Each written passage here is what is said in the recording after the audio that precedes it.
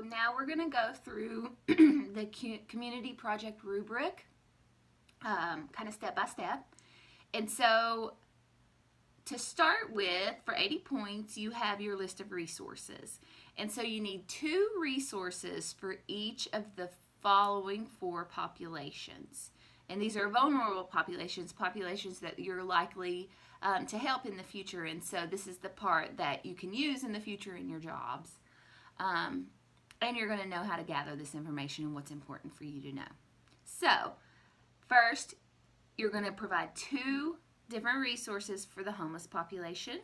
You're going to provide 2 resources for substance abuse issues, 2 resources for women and children, and 2 resources for either psychosis or suicide. So, for each of those 4, you're going to have 2 resources for a total of 8. Okay? Each of the 8 resources counts for 10 points. And so, the things that you're going to include when you list each of those resources, you're going to include contact information, people that they can call, numbers they can call, websites they can visit, etc. You're going to include the population that's treated. And so, who do they serve? What type of community do they serve? If they're in substance abuse, what kind of substance abuse? Is it general substance abuse? Is it alcoholism? Opioid addiction? What is it? And then you're going to talk about the services that they offer. A lot of community agencies have multiple services, so list those.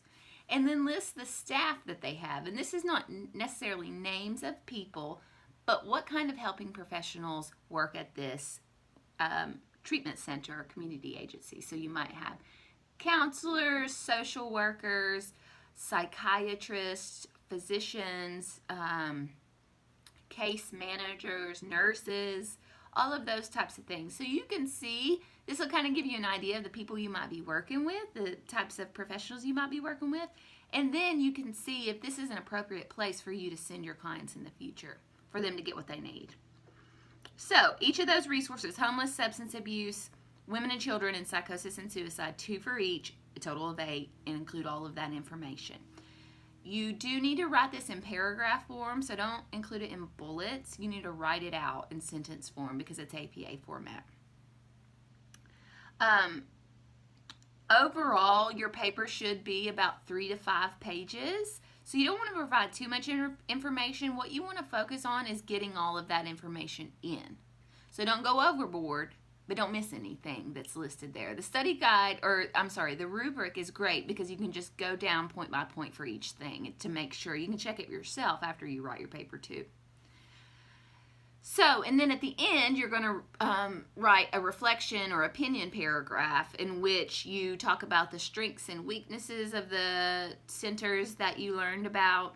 What are they doing well, and what do you think's lacking? What other services could they offer the population that they treat? And what additional treatments could they offer?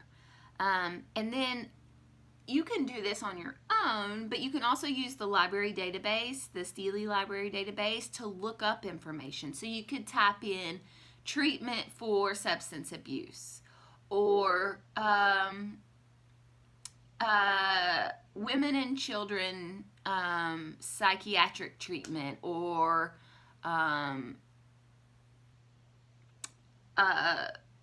inpatient services for individuals experiencing suicide. So you can go on there and think of things and then go on the database and see if that's supported in the literature, write it in and cite it. So you do an in-text citation, then you do a references page at the end.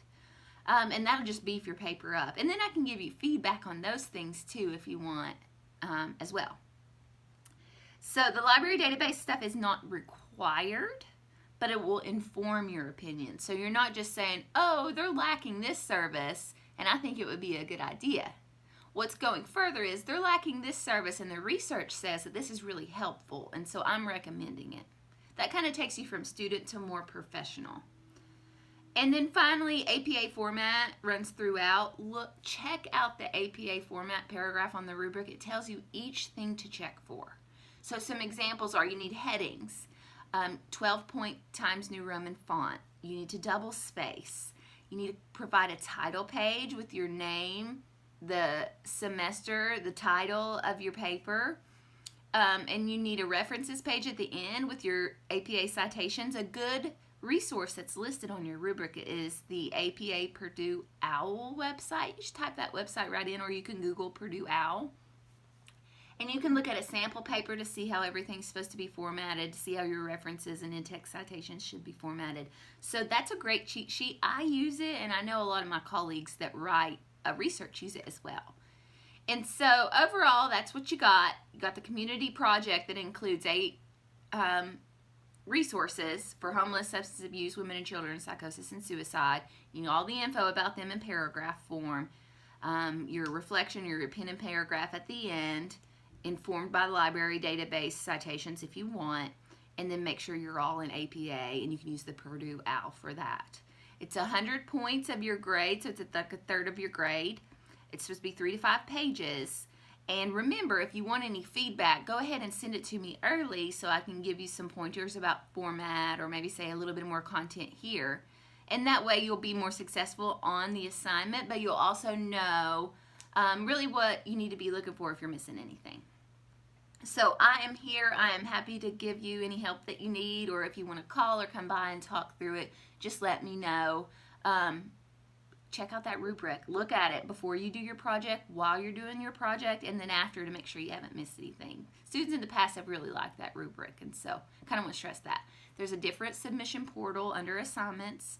One has the rubric, and then right underneath you see the portal where you'll upload your Word document.